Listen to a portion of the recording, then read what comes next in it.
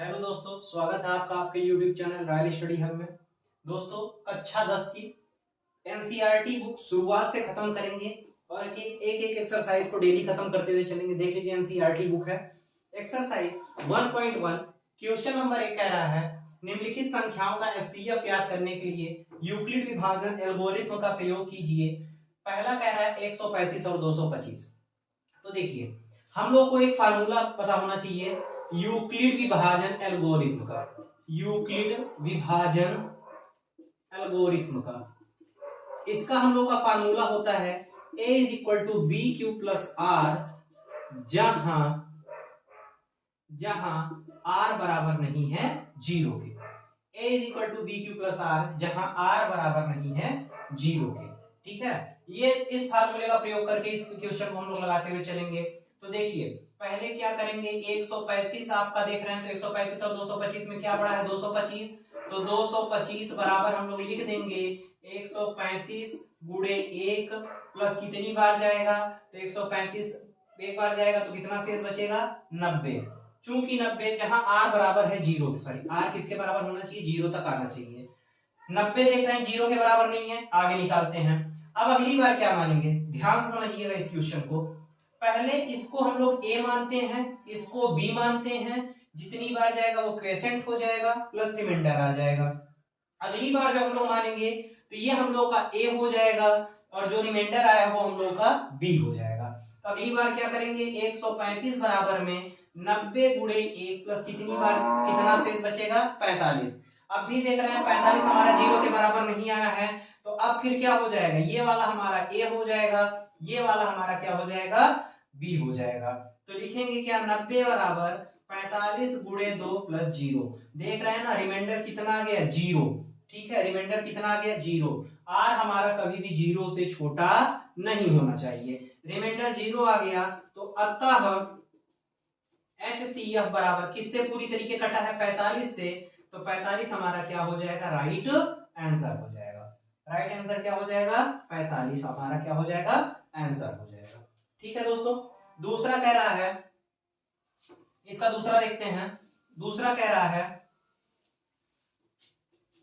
196 और 38,220। 38,220 इसका HCF find out करना है। तो लिखेंगे यूक्लिड विभाजन प्रमेयिका से। यूक्लिड विभाजन प्रमेयिका से क्या होता है, a is equal to B Q plus are.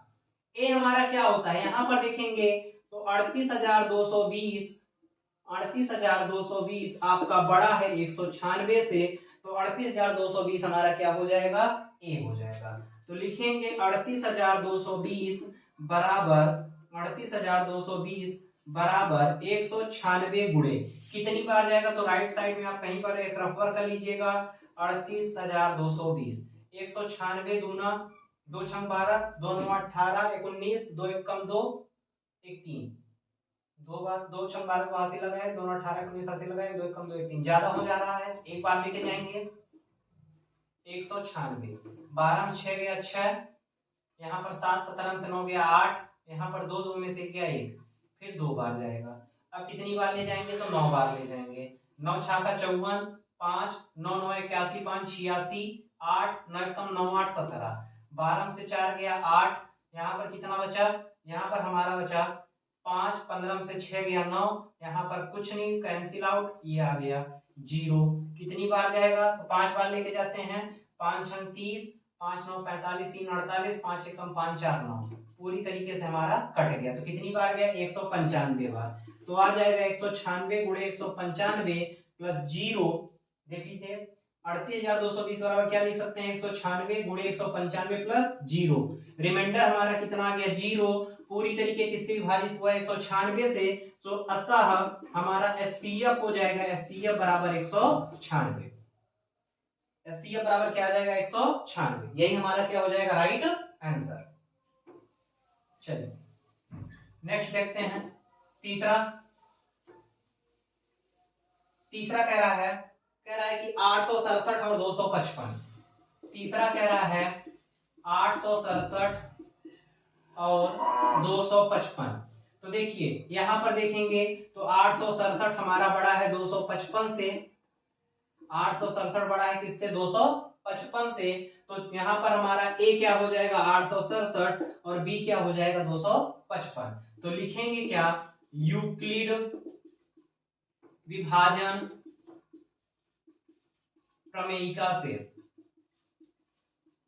Euclid विभाजन प्रमेयिका से a इज इक्वल टू क्या होता है B Q plus R, a is equal to क्या होता है बी क्यू प्लस आर, जहां r छोटा नहीं है 0 से। तो a लिखेंगे 867 बराबर 255 गुणे, देखिए फिर वही करेंगे 255 भागे 867, कितनी बार जाएगा, 4 बार जाएगा, 4 पंजे 20, 4 पंजे 20 नहीं जाएगा, 3 बार देखते हैं, 3 पचे 15, 3 पचे 15 1 16, 3 दूनी 6 7, 7 में से 5 गया 2, 6 में से 6 गया 0, 8 में से 7 गया 1, 255 कितनी बार जाएगा, 2 बार जाएगा, 204, यहाँ पर आ जाएगा 5 में से 4 गया 1, 5, 102, कितनी बार जाएगा, 2 बार जाएगा 102। तो ये हम लोग का कितनी बार जा रहा है, तो देखिए 255 में 3 बार गया, तब शेष कितना बच रहा है, तब शेष हमारा बच रहा है 102।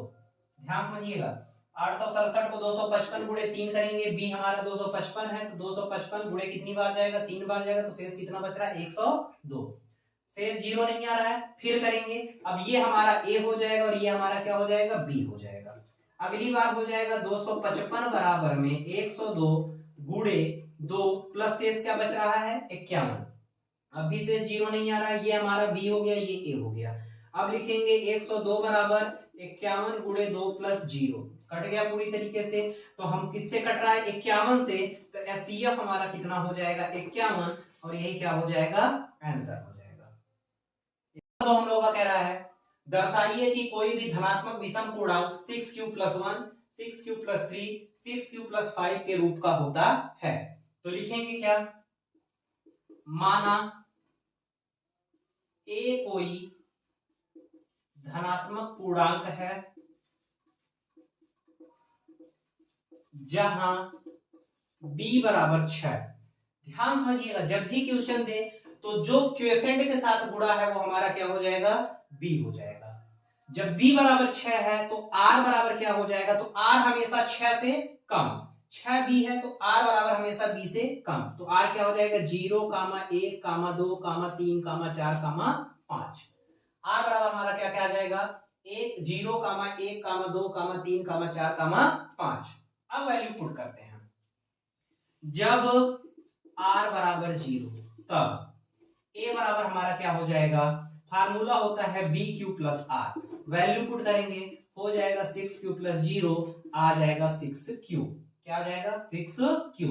6q क्या है, सम है, जो कि सम है। अच्छा कहेंगे सम कैसे है, इस कंफ्यूजन को हम रफ वर्क में दूर कर दे रहे हैं। देखिए 6 का 1 में गुणा करेंगे 6 आता है, 6 का 2 में गुणा करेंगे 12 आता है, 6 का 3 में गुणा करेंगे 18 आता है, 6 का 4 में गुणा करेंगे 24 आता है, 6 का 5 में गुणा करेंगे 30 आता है, 6 का 6 में गुणा करेंगे 36 आता है। तो 6 में किसी भी संख्या का हम गुणा कर रहे हैं तो देख रहे हैं अंत में हमेशा हमारा क्या आ रहा है, सम आ रहा है, अंत में हमेशा क्या आ रहा है, सम आ रहा है। लेकिन अगर इसी में हम लोग जोड़ते चले 6 क्या हो जाएगा 7, फिर 12 प्लस 2 क्या हो जाएगा 14, फिर 18 प्लस 3 क्या हो जाएगा 21। देख रहे हैं ना, दो जोड़ने पे सम आ रहा है लेकिन विषम जोड़ने पे क्या आ रहा है, सम में विषम जोड़ने पे हमेशा विषम आता है। तो वही चीज यहाँ पे हम लोग अप्लाई करेंगे। a इज इक्वल टू क्या हो जाएगा बी क्यू प्लस आर, तो 6q रखेंगे, b बराबर 6 है तो b बराबर 6, q को q रखेंगे, प्लस r बराबर 0 तो क्या आ जाएगा 6q, जो कि क्या है सम है। अगला लिखेंगे जब r बराबर 1 तब क्या हो जाएगा, a बराबर क्या आ जाएगा, देखिए ये हो जाएगा 6q प्लस 1, 6q प्लस 1, जो कि क्या है विषम है, जो कि विषम है। जब r बराबर 2 तब a बराबर क्या हो जाएगा, a बराबर हो जाएगा 6q प्लस 2, जो कि क्या है, जो कि सम है। जब r बराबर 3 तब a बराबर क्या हो जाएगा 6q प्लस 3, जो कि क्या है, जो कि विषम है। आगे लिखेंगे जब r बराबर 4 तब a बराबर क्या हो जाएगा 6q प्लस 4, जो कि क्या है, सम है, जो कि सम है। जब r बराबर 5 तब a बराबर 6q प्लस 5 जो कि क्या है, विषम है। तो लिखेंगे क्या, अतः कोई भी धन पूर्णांक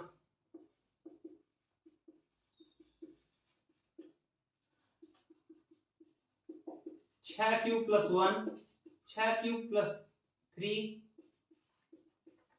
6q प्लस 5 के रूप में विषम पूर्णांक होता है, विषम पूर्णांक होता है।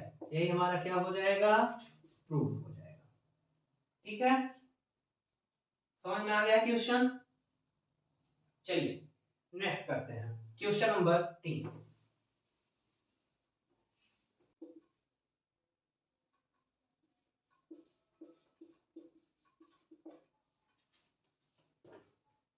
देखिए तीसरा क्वेश्चन हम लोगों का क्या है, किसी परेड में 616 सदस्यों वाली एक सेना आर्मी की टुकड़ी को 32 सदस्यों वाले एक आर्मी बैंड के पीछे मार्च करना है। दोनों समूहों की समान संख्या वाले स्तंभों में मार्च करना है। मतलब जो समूह है उनकी संख्या क्या होना चाहिए, समान होना चाहिए। समूह है उनकी संख्या क्या होना चाहिए, समान होना चाहिए। उन स्तंभों की अधिकतम संख्या क्या है जिसमें वे मार्च कर सकते हैं।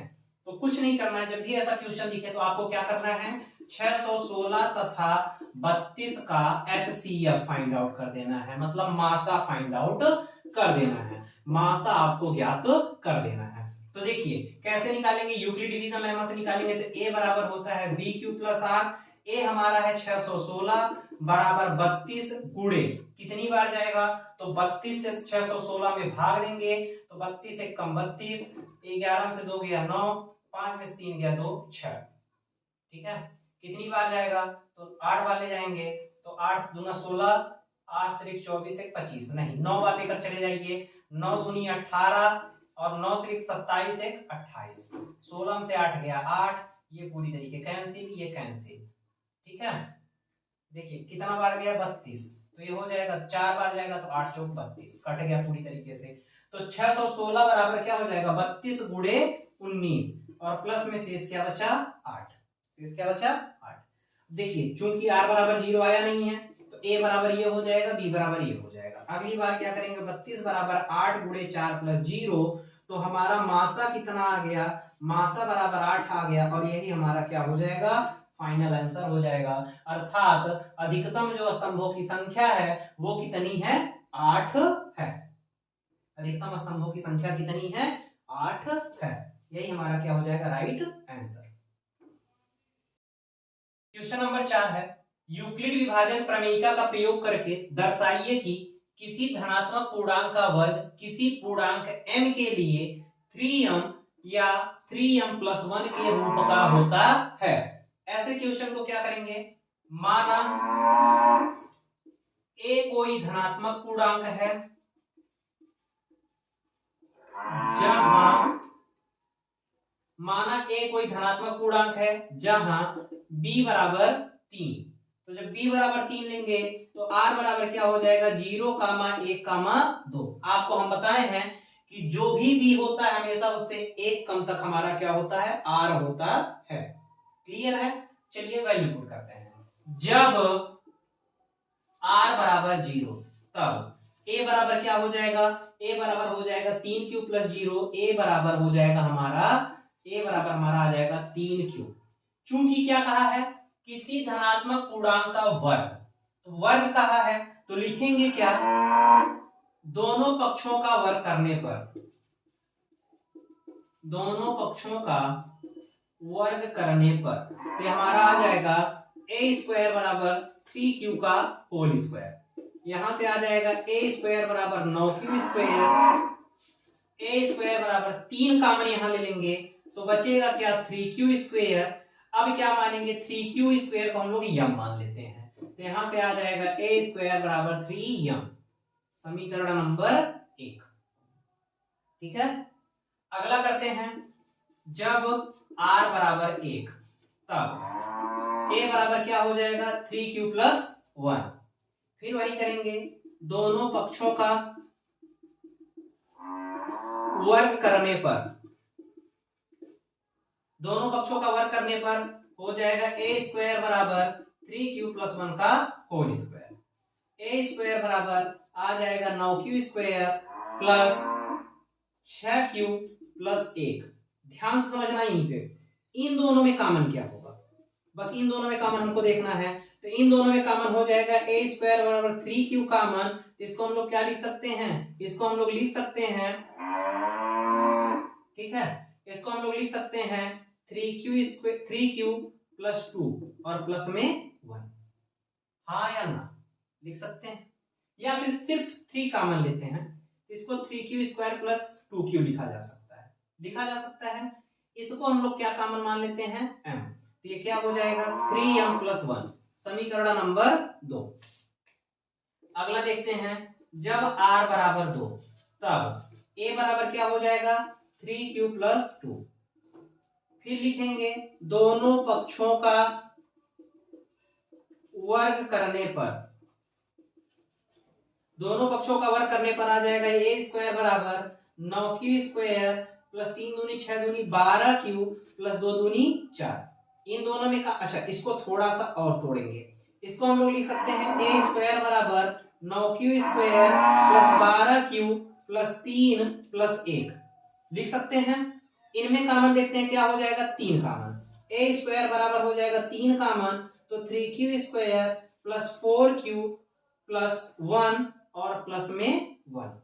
इस पूरे को हम लोग मान लेते हैं यम, तो ये फिर से आ जाएगा ए स्क्वायर बराबर 3m प्लस 1। ठीक है, यहां तक समझ में आ गया है, यहां तक कोई डाउट? चलिए मिटाते हैं थोड़ा सा, क्योंकि जरूरत है मिटाने की हमको। तो लिखेंगे क्या, अतः किसी धनात्मक पूर्णांक का वर्ग m के लिए 3m प्लस 1 के रूप का होता है, और ये हमारा क्या हो जाएगा आंसर प्रूफ। क्लियर है दोस्तों? चलिए नेक्स्ट देखते हैं, हमारा क्वेश्चन नंबर 5 है, यूक्लिड विभाजन प्रमेयिका का प्रयोग करके दर्शाइए कि किसी धनात्मक पूर्णांक का घन 9m प्लस 1 या 9m प्लस 8 के रूप का होता है। तो लिखेंगे क्या, माना ए कोई धनात्मक पूर्णांक है, ए कोई धनात्मक पूर्णांक है जहां b बराबर 9, तो जब b बराबर 9 तो r बराबर क्या हो जाएगा 0, 1, 2, 3, 4, 5, 6, 7, 8। इतना हम लोग ले लेंगे, कोई डाउट? चलिए, जब r बराबर 0 तब a बराबर क्या हो जाएगा, a हो जाएगा 9q प्लस 0, a बराबर 9q। अब ध्यान से समझना क्या कह रहा है, धनात्मक पूर्णांक का घन, क्या कह रहा है घन, तो लिखेंगे क्या, दोनों पक्षों का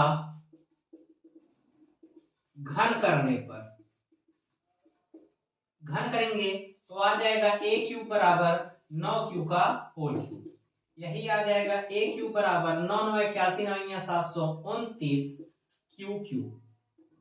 9 कॉमन ले लेंगे तो आ जाएगा a क्यूब बराबर 9 कॉमन, तो 81 क्यू क्यूब, इसको हम लोग m मान लेंगे, तो a क्यूब बराबर आ जाएगा 9m, समीकरण नंबर 1। ठीक है, फिर से देख लीजिए, a क्यूब बराबर 9q का होल क्यूब, a क्यूब बराबर 729 क्यू क्यूब, a क्यूब बराबर 9 कॉमन ले लेंगे तो बचेगा क्या 81 क्यू क्यूब, और जो क्यू क्यूब में है हम लोग इसको m मान लेते हैं, तो a क्यूब बराबर आ जाएगा 9m। आगे देखते हैं, जब r बराबर 1 तब a बराबर क्या हो जाएगा 9q प्लस 1। ठीक है ना, जब r बराबर 1 तब a बराबर क्या हो जाएगा 9q प्लस 1। दोनों पक्षों का घन करने पर, दोनों पक्षों का घन करने पर क्या आ जाएगा a क्यूब बराबर 9q प्लस 1 का होल क्यूब। ए क्यूब बराबर आ जाएगा 9×9 = 81, 9 × 729 क्यू क्यूब प्लस 1 का होल क्यूब, तो A cube plus 3a² B 81 3 243 Q square plus 3ab² 9 3 27 Q. यहां से हम लोग लिख सकते हैं इसको ए क्यूब बराबर 729 Q cube plus 243 Q square plus 27 Q plus में 1। इसमें देखेंगे तो 9 कॉमन ले लेंगे, तो ए क्यूब बराबर 9 कॉमन लेंगे तो आ जाएगा 81 Q cube plus 27 Q square plus 3 Q plus 1। इस पूरे को हम लोग मान लेंगे यम, तो हमारा आ जाएगा ए क्यूब बराबर 9m प्लस 1। ये समीकरण क्या हो जाएगा? 2 हो जाएगा। ठीक है, आगे देखिए, ऊपर मिटाते हैं।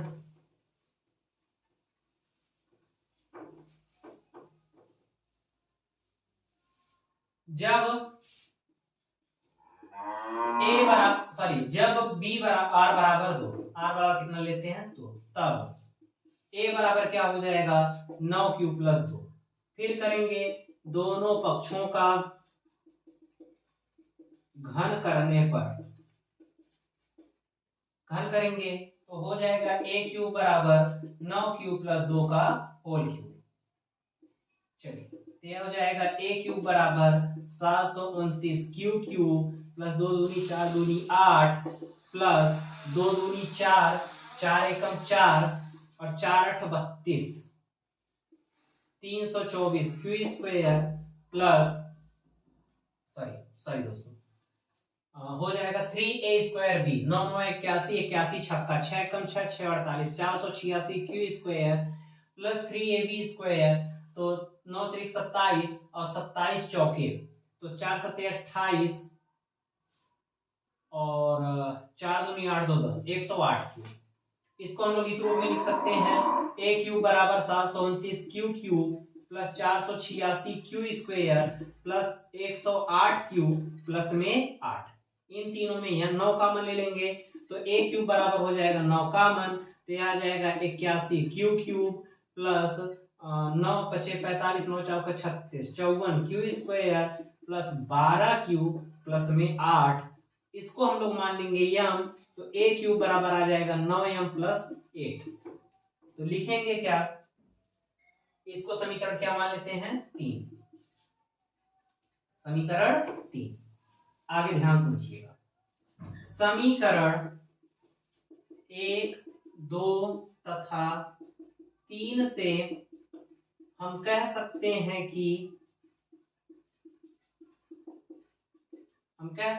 कि किसी धनात्मक पूर्णांक का घन